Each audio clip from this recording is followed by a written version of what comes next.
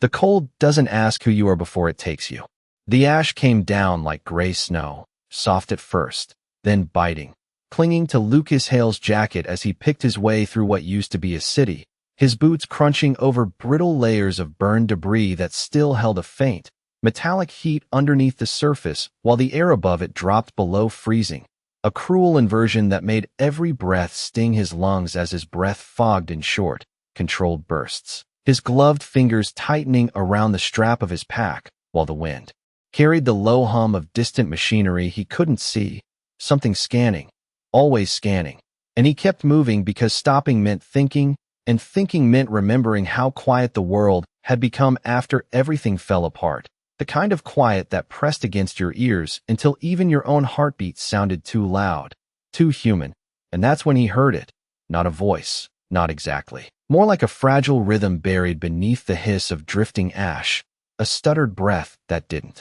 belong to the dead landscape around him, and his body reacted before his mind did, turning, stepping off his path, boots sinking slightly into a softer patch where the ash had piled deeper like a shallow grave, and he crouched, brushing it aside with slow, deliberate movements, expecting nothing, maybe a broken drone or some half-buried piece of salvage worth a few credits. But instead his fingers froze mid-motion as a faint shimmer of blue caught the dim light. Skin, not metal, not synthetic.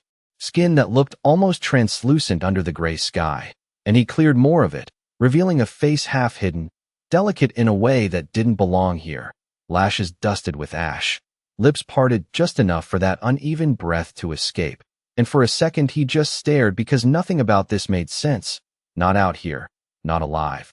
And then her eyes flickered open, not fully, just enough to show a flash of color that didn't match anything human, something deeper, colder, and sharper all at once.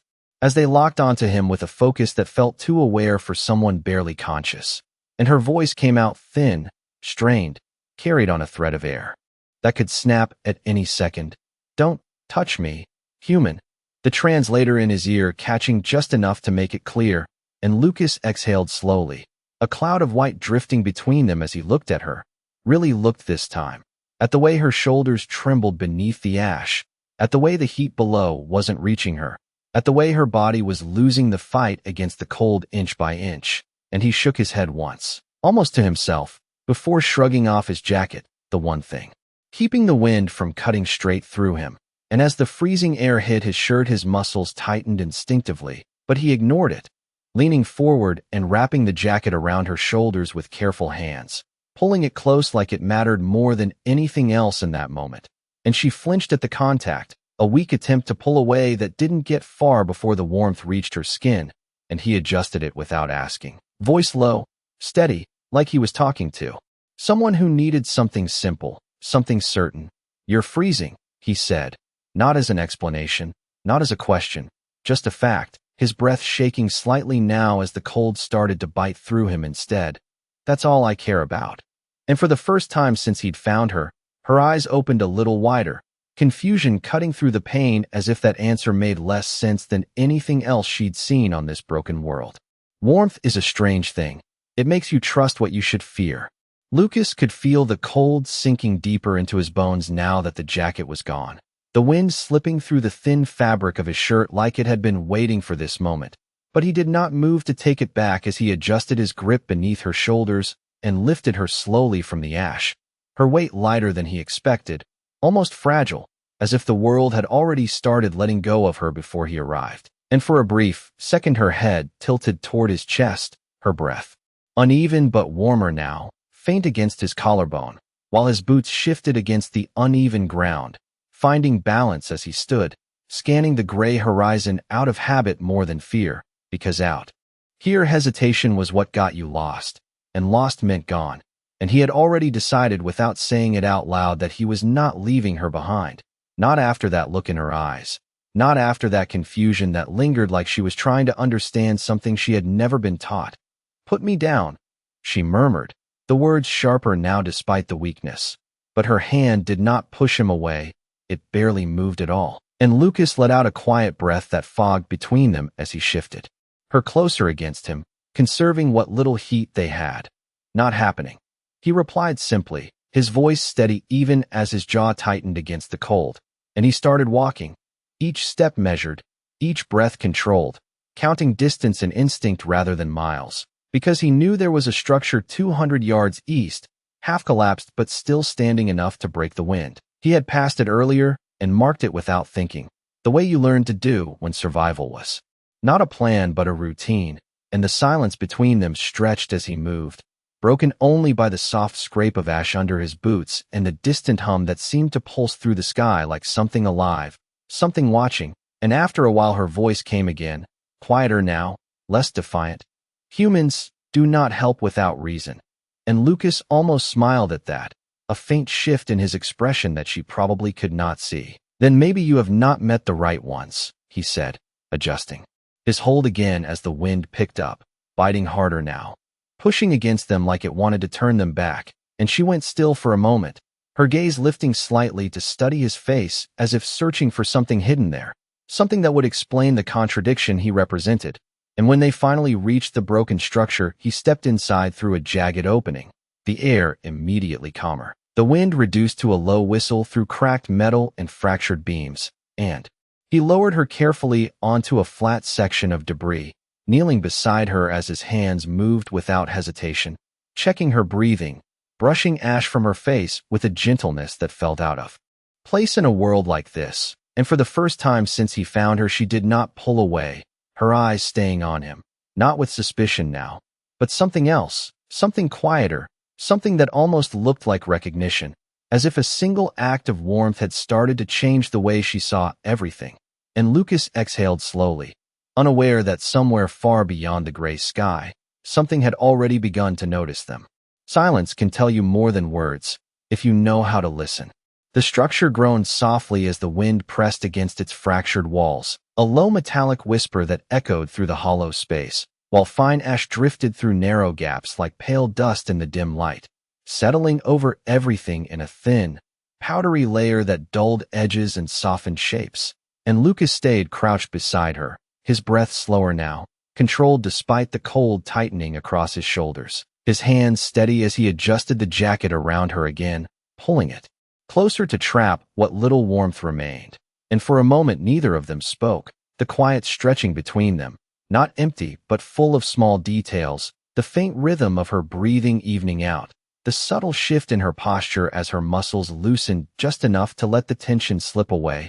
And he noticed it without looking directly, the way you notice when something fragile decides not to break. And across from him her eyes followed every movement he made, not with suspicion anymore, but with a careful attention, like she was studying a pattern she could not quite understand.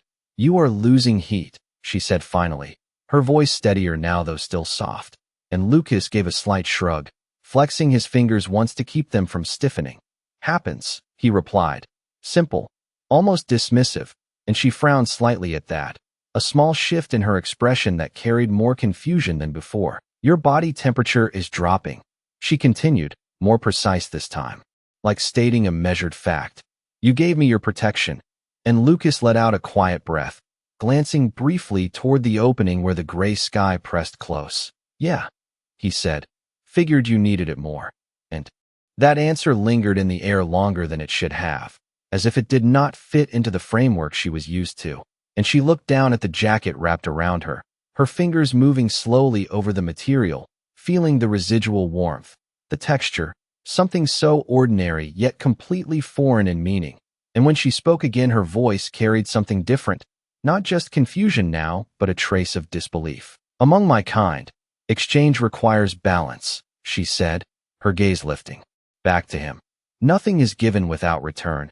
And Lucas tilted his head slightly, considering that for a second before a faint, tired smile touched his lips. Sounds exhausting, he said quietly, and she blinked at that, clearly not expecting the answer, her mind trying to place it somewhere logical and failing, because there was no calculation in what he had done, no negotiation, no hidden expectation, just a choice made in a single moment that defied the system she understood. And the silence returned again, but this time it felt different, less distant, as if something had shifted just enough to change its weight.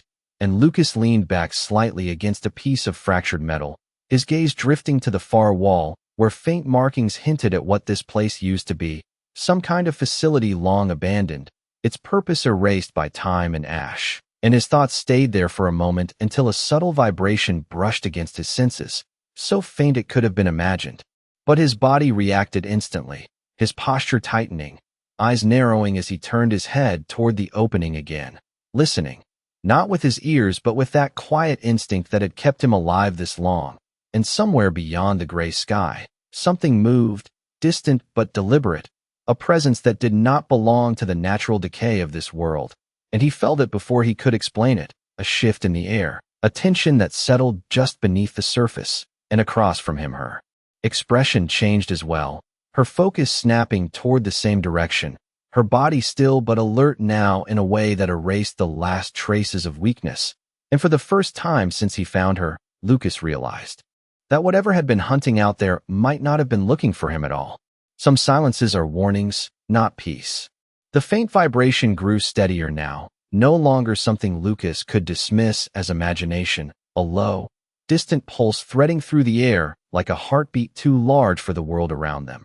And he shifted his weight forward slightly, every sense narrowing toward the opening as the ash outside stirred in patterns that did not match the wind, subtle at first, then deliberate, as if something unseen was moving through it with purpose. And beside him she straightened just enough for the movement to register, the last trace of weakness slipping from her posture as her eyes sharpened, focused, not on him but beyond him, tracking something he could not yet see.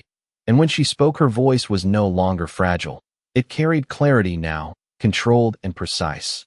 "They are searching," she said, and Lucas glanced at her, catching that shift immediately, the way her tone had changed, the way her presence filled the space differently. Like the person he had pulled from the ash was not the same one sitting in front of him now. "For you," he said quietly, not a question, just a conclusion, and she did not answer right away, her gaze still fixed outward, calculating, listening in a way that felt deeper than sound, and that silence was answer enough. And Lucas exhaled slowly, rubbing his hands together once to push back the creeping numbness as he leaned closer to the opening, careful, controlled. And that was when he saw it, a faint glow cutting through the gray sky, high above, not bright but unmistakable, moving in slow, precise arcs that repeated with mechanical accuracy, scanning, always scanning.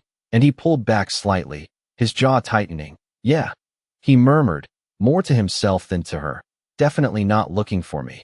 And behind him she shifted again, drawing the jacket closer, but not for warmth now, more like an anchor, her fingers curling into the fabric as if grounding herself in something unfamiliar, something that did not belong to the world she knew. "You should leave," she said after a moment, her voice steady again, distant in a way that felt practiced, like she had used that tone before to create space between herself and others. "If they find you here, you will be taken as well." And Lucas let out a quiet breath, almost a laugh, but without humor, shaking his head slightly as he glanced back at her. "You really think I made it this far by walking away from problems?" he said, and her eyes narrowed at that, not in anger, but in confusion again, that same fracture in her understanding returning as she tried to reconcile his behavior with everything she believed about survival. "This is not your problem," she insisted, and Lucas held her gaze for a second longer, something firm settling into his expression despite the cold, despite the situation. "You were," he replied simply, and that single statement seemed to land harder than anything else he had said, because it removed all distance, all abstraction. It made the situation immediate, personal, and she felt it. He could see it in the slight pause that followed, the way her breath caught just enough to break her composure, and outside the glow shifted again, dipping lower now, the hum growing louder, more present, vibrating faintly through the structure's broken frame, and Lucas turned back toward it, his mind already moving, measuring distance, time, options, even as he knew there were not many.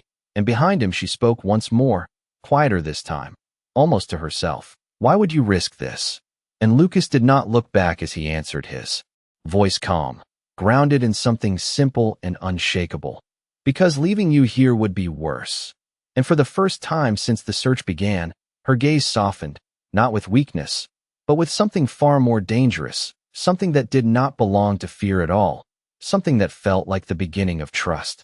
Sometimes the moment you choose not to walk away is the moment everything changes. The hum above deepened into a steady presence now, no longer distant, no longer ignorable, and Lucas could feel it through the soles of his boots as a subtle vibration that carried through the fractured floor, a reminder that whatever was searching had narrowed its focus, and he stepped back from the opening, his eyes scanning the interior again, mapping exits, cover, anything that might buy them time. But the truth settled in quickly. There was nowhere here that could hide them for long, and behind him she rose slowly to her feet, the movement controlled, deliberate.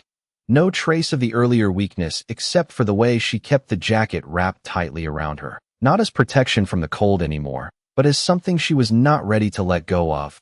And when Lucas turned toward her, he caught it clearly for the first time, the shift in her stance, the way she held herself with quiet authority, like someone accustomed to being obeyed rather than saved, and it confirmed what he had already suspected. She was not just someone being hunted, she was the reason for the hunt. "How far will they search?" he asked, his voice low, practical, and she met his gaze without hesitation now, the distance between them gone, replaced by something steadier. "Until they find me," she answered.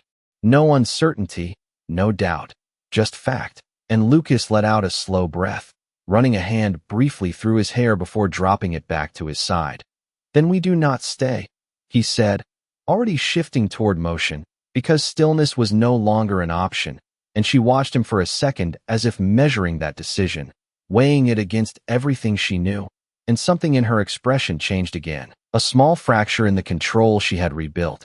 "You still intend to help," she said, not quite disbelief, not quite acceptance. And Lucas gave a slight shrug, as if the answer was too obvious to explain. "Yeah," he replied. "I already started." And for a moment neither of them moved, the air between them carrying that simple statement like it mattered more than the situation closing in around them. And then the glow outside shifted again, brighter now, closer, casting faint streaks of light through the cracks in the structure. And the hum rose in pitch, sharper, more focused, and Lucas did not wait any longer. He stepped toward the far side where a narrow exit opened into a collapsed corridor, gesturing briefly for her to follow. "Stay close," he said, not as an order, but as a necessity, and she moved without hesitation, falling into step beside him, her movements silent despite the debris underfoot. And as they slipped into the corridor, the world outside seemed to tighten around them, the scanning presence above aligning, narrowing, honing in on the space they had just left, and Lucas felt it like pressure at his back, urging him forward, step after step through the dim, broken passage, the air colder here, the ash thinner, replaced by the scent of old metal and something faintly electrical. And beside him she spoke again, quieter now, closer, her voice carrying something new beneath the calm. "Where are you taking me?" And Lucas did not slow as he answered, his gaze fixed ahead where the corridor bent into darkness. "Somewhere they are not looking yet," he said, and she studied him for a brief moment longer before turning her attention forward as well, trusting the direction without fully understanding it.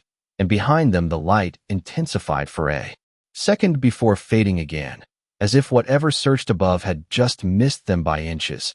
And in that narrow space between danger and escape, something unspoken settled between them, not an agreement, not a promise, but the quiet beginning of a bond neither of them had planned to form. The safest place is the one no one remembers exists. The corridor narrowed as they moved deeper, the ceiling dipping low enough that Lucas had to angle his shoulders slightly to avoid brushing against rusted beams that hung like ribs from a forgotten skeleton. And the air shifted with each step, losing the sharp bite of the outside cold and replacing it with a dry, stagnant stillness that carried the faint taste of old circuitry and dust, the kind of place untouched for years, maybe decades. And behind them the hum faded just enough to suggest distance, but not safety, never safety. And Lucas kept his pace steady, not too fast, not too slow, counting each step in his head as the path curved again, his eyes adjusting to the dimness where light barely reached, relying more on memory and instinct than sight. Because places like this followed patterns if you knew how to read them: maintenance routes, service tunnels, forgotten access ways built for function. not survival. And that was exactly why they worked. And beside him she matched his pace now without hesitation. Her earlier fragility replaced by a controlled precision that made no sound even on uneven ground. And after a while she spoke, her voice low but clear in the enclosed space. You navigate this place as if you have been here before. And Lucas let out a quiet breath, brushing his hand along the wall for balance as they stepped over a collapsed section. Places like this are all the same, he said, his tone practical, built to keep things running, not to be seen. And she considered that for a moment, her gaze tracing the structure with a different kind of attention now, analytical, absorbing. And when she spoke again, there was a subtle shift, something more personal slipping through. You are accustomed to surviving alone, she said, not as a question. And Lucas gave a slight nod, though he did not look at her. Yeah, he replied simply. And that word carried more weight than it should have, enough for her to pause half a step behind him before continuing. And the silence that followed felt different, not empty, but reflective, as if both of them were measuring something unspoken between them. And after a few more turns the corridor opened slightly into a wider chamber, the ceiling rising just enough to ease the pressure of the narrow path. And Lucas slowed, scanning the space quickly, broken panels along the walls, a dead console flickering faintly with residual energy, and a narrow vent opening near the far side that angled upward, concealed enough to avoid casual detection. And he moved toward it without hesitation, kneeling beside the opening as he brushed away the thin layer of dust covering it. This will work, he said quietly, more to himself than to her, and she stepped closer, her gaze following his movements as he pried the panel loose with controlled effort, revealing the dark passage. Beyond, tight but navigable, and she studied it for a second before speaking. You intend to hide. And Lucas glanced up at her, a faint hint of something almost amused in his expression despite everything. I intend not to be where they are looking, he corrected, and she held his gaze for a moment longer before giving a small nod, accepting that logic even if it did not align with the strategies she knew.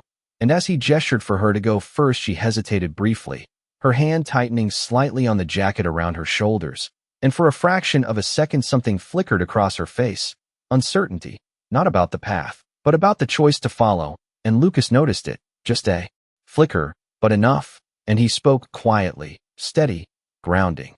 You are safer moving than staying. And she exhaled slowly, the hesitation dissolving as she stepped forward, lowering herself into the narrow passage with controlled movement, disappearing into the darkness above, and Lucas followed immediately after, pulling the panel back into place behind them as the chamber fell silent again, empty, abandoned, as if no one had ever been there at all. And far above, unseen through layers of metal and ash, the searching presence shifted direction once more, adjusting, adapting, drawing closer to the truth with every passing second.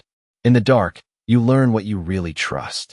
The passage tightened around them as they moved upward, the metal walls closing in until even their breathing seemed too loud, echoing softly through the narrow space while the air grew warmer by a few degrees, trapped and stale, carrying the faint scent of dust and something long and active.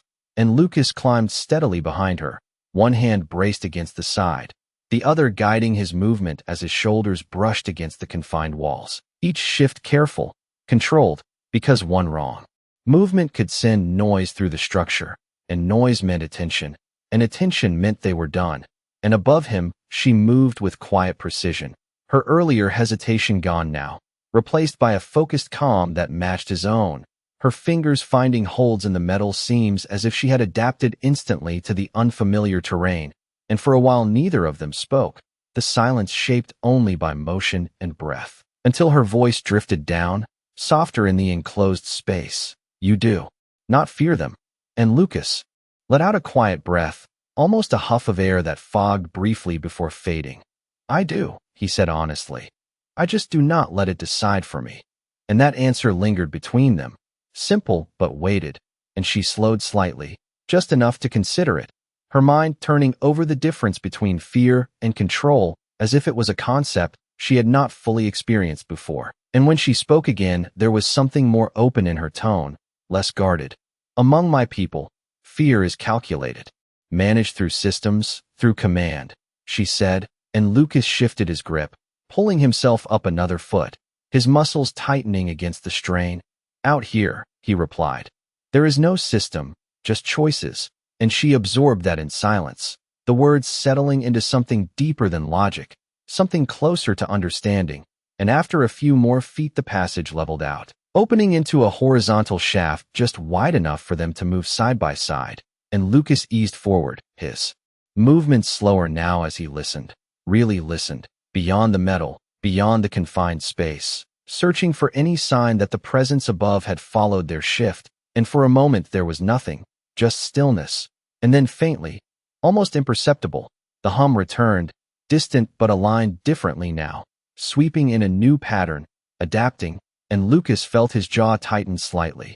They are adjusting, she said quietly, confirming what he already knew, and he nodded once though. She might not see it clearly in the dim light. Yeah, he murmured, means we keep moving. And he started forward again, guiding them along the shaft as it angled gradually toward another opening ahead, a faint line of pale light filtering through the seam, and as they approached it she slowed, her hand brushing lightly against the jacket around her shoulders, a small, almost unconscious gesture. And when she spoke again her voice carried something new, not confusion this time, not even calculation, but curiosity, quiet and genuine. Why did you really give it to me? She asked, and Lucas paused for a fraction of a second, just enough to acknowledge the question, before continuing forward, his voice steady, unguarded.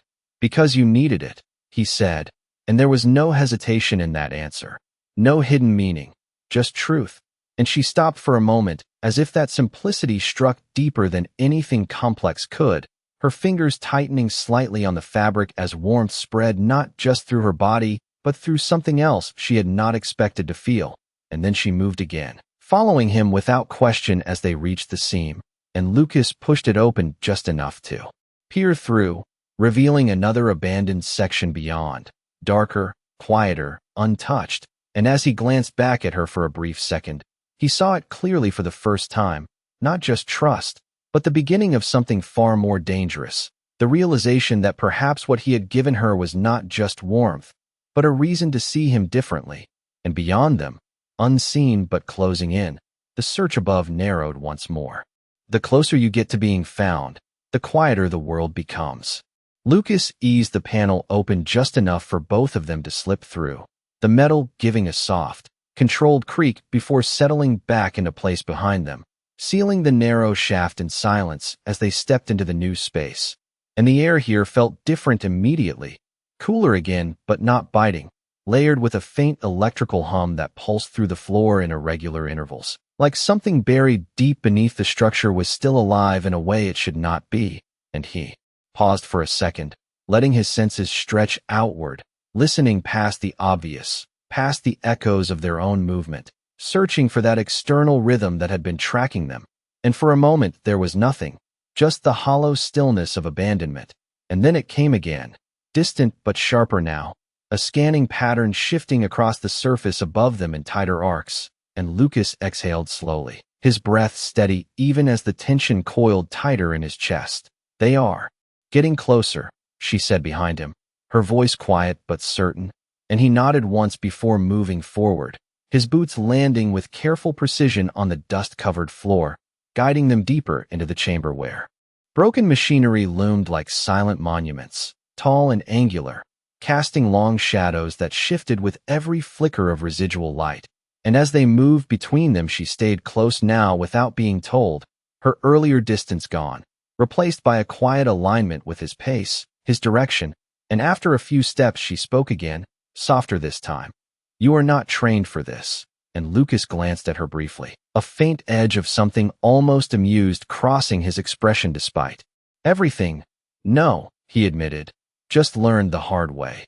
And she studied him for a moment as if that answer held more meaning than it should, her understanding of survival built on structure, hierarchy, preparation, while his was built on something far less predictable, something instinctive, and that difference lingered between them as they reached the far side of the chamber where a collapsed section opened into a lower level. And Lucas crouched slightly, peering down into the darkness.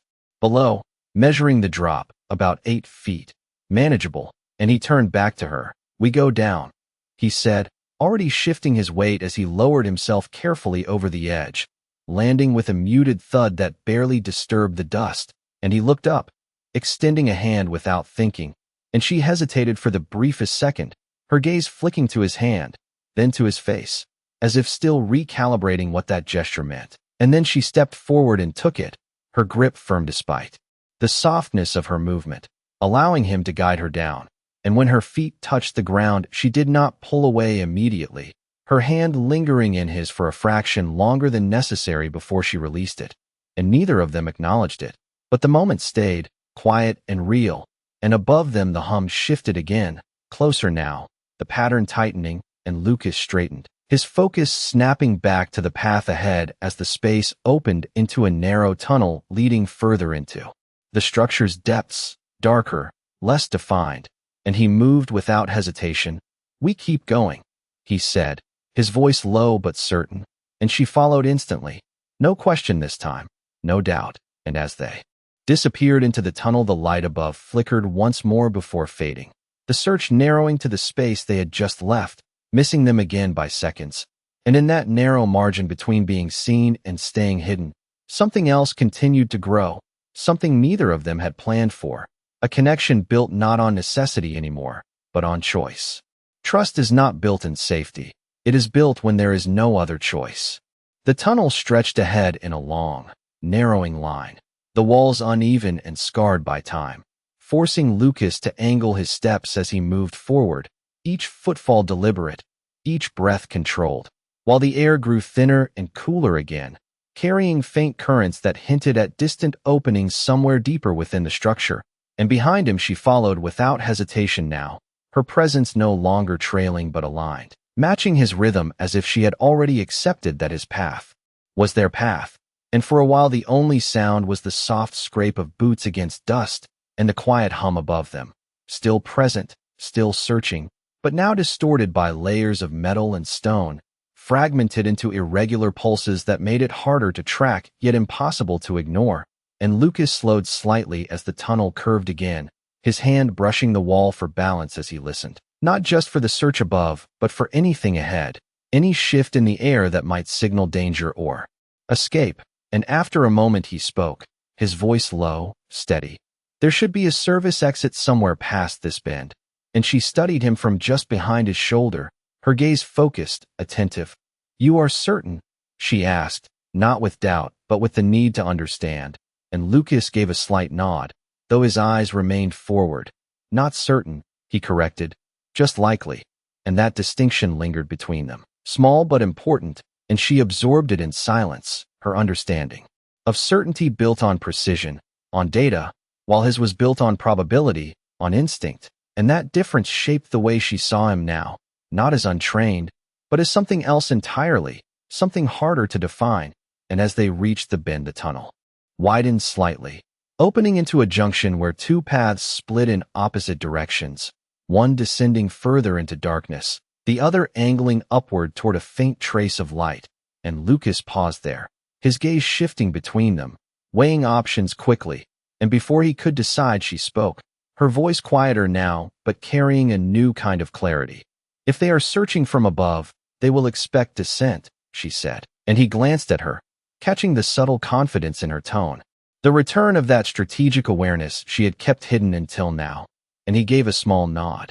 "Then we go up," he replied, and without hesitation he turned toward the rising path, his pace quickening slightly as the air shifted again, fresher, carrying a faint current that brushed against his face. And she followed immediately, her movements fluid, precise, no longer adapting but leading in her own way. And as they moved, the tunnel began to change, the walls smoother here, less damaged, suggesting a different part of the structure, something more intact. And the light ahead grew just enough to outline their path in soft gray tones. And after a few moments she spoke again, her voice closer now, more personal. "You trust me," she said, not quite a question. And Lucas let out a quiet breath, his gaze fixed ahead. "You have not given me a reason not to," he answered. And that simple response settled between them with more weight than anything else, because it was not blind trust, not naive, but chosen, measured. and she felt it. The difference, the significance, and for a brief second her steps slowed, as if the realization caught her off guard. And then she moved again, closer this time. No space left between them as the tunnel continued upward, and above, the hum shifted once more, sharper now, more focused, as if something had just recalculated their position, narrowing the search to a smaller and smaller margin, and Lucas felt it immediately, the pressure returning. Closer than before, and he exhaled slowly, steadying himself as he pushed forward, because whatever was coming next would not give them time to think, only to act. And beside him, she lifted her gaze toward the faint light ahead, her expression no longer uncertain, no longer guarded, but resolved, as if she had finally decided something that would change everything that followed. The closer you get to the surface, the fewer places there are left to hide. The tunnel sloped upward more sharply now, the air thinning into something colder and cleaner as faint light spilled through a fractured seam ahead, and Lucas could feel the shift before he saw it. That subtle change in pressure that meant they were nearing an exit, but the hum above had changed too, no longer sweeping in wide arcs but tightening into short, deliberate pulses that felt almost precise enough to predict. And his pace slowed just enough for control as he raised a hand slightly, signaling caution without looking back, and beside him she matched it instantly, her movements quiet, measured, her awareness no longer just reactive but anticipatory. And when she spoke, her voice carried that same calm certainty. "They have narrowed the search," she said, and Lucas exhaled slowly, his eyes fixed on the seam ahead where pale gray light cut through the darkness like a thin blade. "Yeah," he murmured, "means we are running out of time." And the words settled between them not as fear but as fact, and for a few more steps neither of them spoke, the silence tightening as the hum above sharpened again. Closer now, close enough that the metal around them vibrated faintly in response, and Lucas reached the final incline where the tunnel ended in a partial collapse, the opening just large enough to squeeze through, leading out onto the surface beyond, and he paused there, crouching slightly as he studied the outside. Ash drifting across a wide, open stretch of ground. No cover for at least 50 yards, just broken terrain and scattered debris under a sky that felt too close, too aware, and he let out a quiet breath, already calculating the risk, distance, timing, knowing it was not good. And behind him she stepped closer, her presence steady now, no hesitation left, and when she spoke her voice was different again, not just calm, but resolved in a way that carried weight. "They will see us if we go out there," she said. And Lucas nodded once, not turning. "Probably," he replied, and for a second the only sound was the faint hiss of Ash outside and the growing hum above. And then she said something that made him finally look at her. "Then you should not come with me." And the words were quiet but absolute, and he held her gaze for a moment, searching for something behind them, finding not fear, not doubt, but intention, and he shook his head slightly, a small, almost tired motion. "Not how this works," he said. And she studied him closely now, as if committing something to memory, the lines of his face, the steadiness in his voice, the way he chose without calculation, and for the first time since they met she stepped closer on her own, closing the distance fully, and her hand lifted briefly, not to push him away, but to rest lightly against his arm, a gesture unfamiliar yet deliberate, and her voice softened, carrying something he had not heard before. "You have already done more than anyone should," she said, and Lucas glanced down at her hand for a second before meeting her eyes again. "Yeah," he replied quietly, "and I am not done." And that answer lingered, simple and immovable, and something in her expression shifted in response, something deeper than trust, something closer to decision, and she withdrew her hand slowly, drawing the jacket tighter around her shoulders as if anchoring herself one last time before what came next, and above them the hum sharpened into a focused pulse that made the air itself feel tense, like a held breath waiting to break. And Lucas turned back toward the opening, his posture settling into readiness despite the odds, because whatever happened next would happen fast, and beside him she stood just as steady, no longer the one being carried, but the one choosing the path forward. And in that narrow moment before they stepped into the open, both of them understood without saying it that the next move would change everything. Sometimes the only way to save someone is to make them let you go. The moment stretched thin as the hum above sharpened into something almost focused enough to feel like attention, and Lucas did not wait for it to close the distance completely. He moved first, stepping through the narrow opening into the open air where ash drifted in slow spirals across the ground, his boots landing softly on the gray surface as the cold wrapped around him again, sharper now without the shelter of the structure. And he turned immediately, reaching back toward her as she followed, her movements smooth, controlled, no hesitation left as she stepped out beside him, the jacket still wrapped around her like a quiet reminder of everything that had led them here. And for a brief second they stood there together, exposed, the sky above pressing down with that unseen presence tightening its search, and Lucas scanned the terrain quickly, 50 yards of broken ground, uneven but passable, leading toward a collapsed ridge that might offer cover if they could reach it in time, and he gestured forward.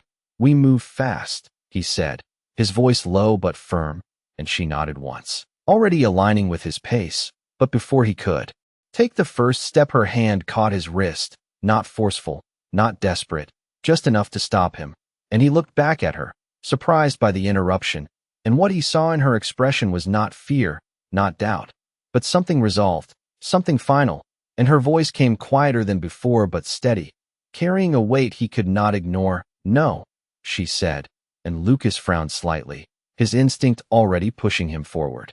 "No what?" he asked, and she held his gaze, her fingers still, resting lightly against his wrist, grounding the moment. "You go," she said, and the words landed with a clarity that cut through everything else, and Lucas shook his head immediately, a reflex. "Not happening," he replied, but she did not release him, did not step back, and for the first time since they met her composure shifted just enough to reveal something deeper, something that had been building beneath every step they had taken together.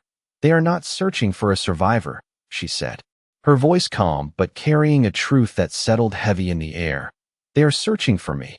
And Lucas held her gaze, the meaning already there but not yet fully spoken, and she continued, quieter now, almost like a confession.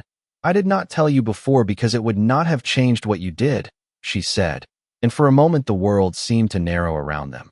The hum above, the drifting ash, all of it fading behind the weight of what she was saying, and Lucas exhaled slowly, his jaw tightening slightly as he processed it.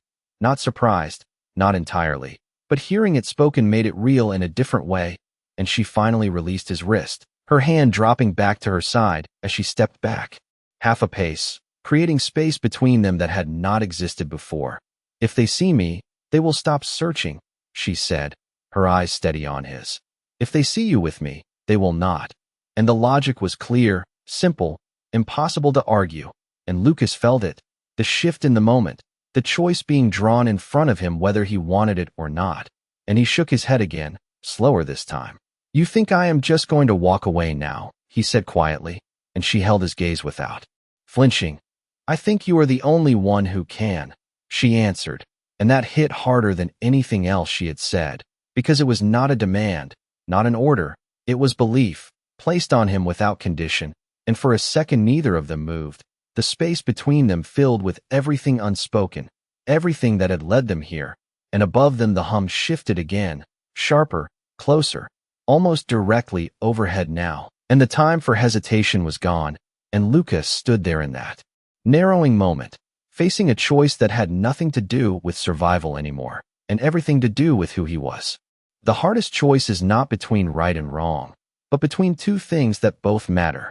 The air felt heavier now as the hum above settled almost directly over them, no longer searching in wide arcs, but holding steady, as if whatever guided it had finally locked onto something below, and Lucas stood there in that tightening moment, the ash drifting around them in slow, quiet patterns while the cold pressed in against his skin, and for the first time since this began he did not move immediately, because this was not about direction anymore, not about distance or escape. This was about a line that once crossed could not be undone, and across from him she watched him with that same steady gaze, no fear, no hesitation, just certainty, as if she had already accepted what needed to happen, and that made it harder, not easier, and Lucas let out a slow breath, his eyes dropping briefly to the jacket wrapped around her shoulders, the one thing he had given without thinking, and now it felt like more than that. Like a symbol of everything that had followed, everything that had changed between them.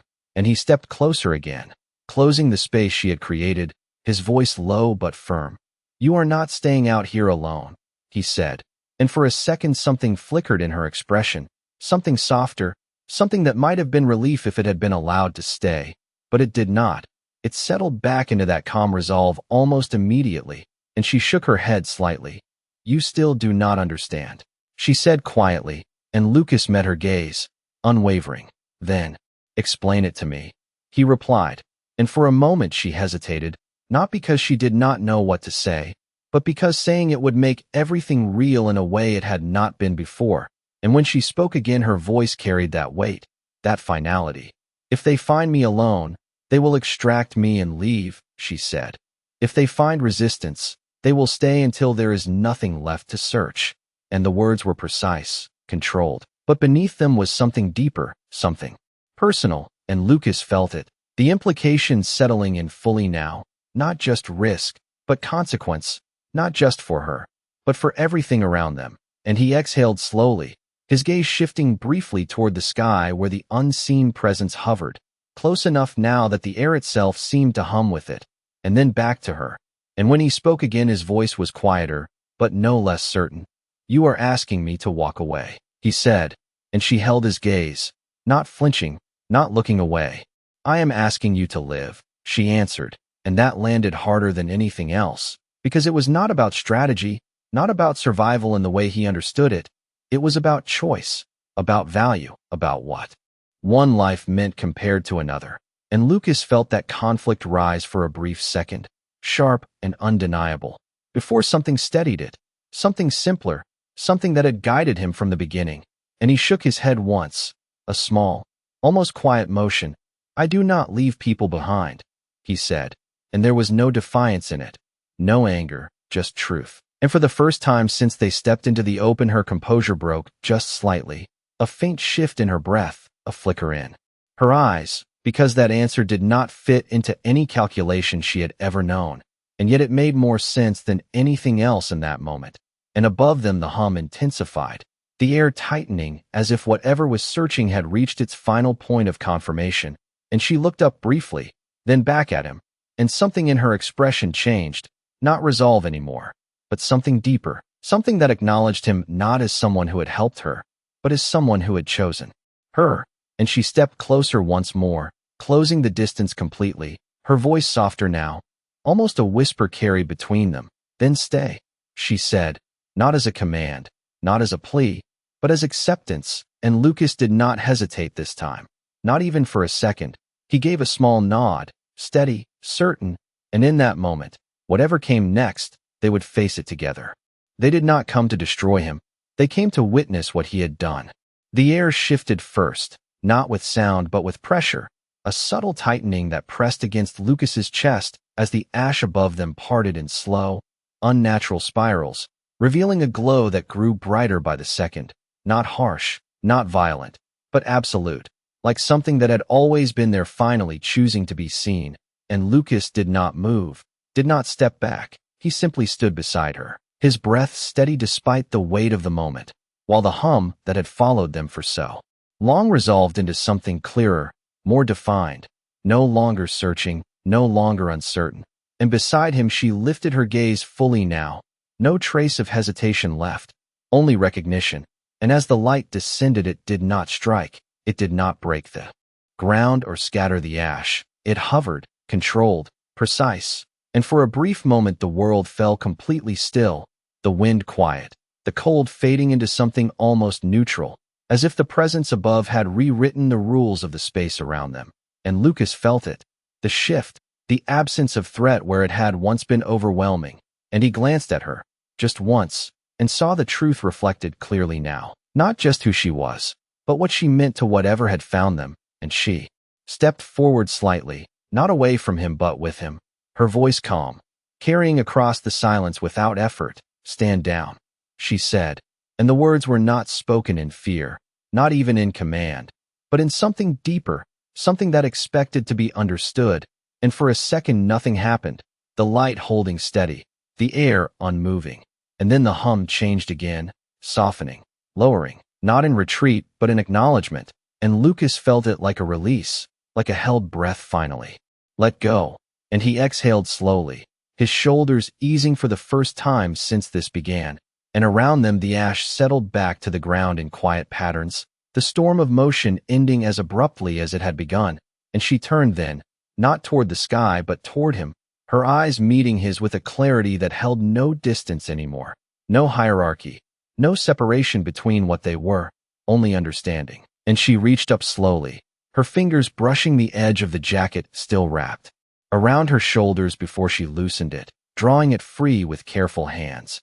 And for a moment she simply held it, looking at it as if it carried more meaning than any symbol she had known before, and then she stepped closer, closing the last space between them, and placed it back in his hands, her voice softer now, almost quiet enough to be lost in the stillness. "You gave me warmth when I had none," she said. And Lucas looked down at the jacket, then back at her, his expression steady, unchanged, as if to him it had always been that simple. And she studied that for a second longer, that absence of expectation, that refusal to turn kindness into transaction, and something in her gaze shifted, not into gratitude alone, but into something far more lasting, something that would not fade when this moment ended. And she stepped back then, just enough to look at him fully, and the light above adjusted, no longer centered on the ground but expanding outward, revealing shapes beyond it, silhouettes of vessels suspended in the sky, silent, waiting, not as hunters, but as witnesses, and Lucas stood there in the center of it all, a single human in a place that had never belonged to him. And yet, nothing moved against him, nothing demanded anything of him, because what he had done had already answered every question they had come to ask. And as the light began to rise again, slowly, carrying with it the presence that had once hunted and now simply observed, she held his gaze for one final second, and in that look there was no farewell spoken, no promise made, only a quiet certainty that something had changed beyond either of them. And then she turned, stepping into the light without hesitation, her form dissolving into its glow as it lifted into the sky, leaving the ash, the cold, and the silence behind. And Lucas remained where he stood, the jacket in his hands, the world settling back into stillness around him. And for a long moment he did not move, because he understood something now that no system, no empire, no power could measure, that he had not saved her with strength or strategy or force, but with something far smaller, far simpler, and far more rare. And as the last trace of light disappeared into the sky, leaving only the quiet gray world behind, one truth remained, steady and undeniable. He had not been chosen because he was powerful. He had been chosen because he was human.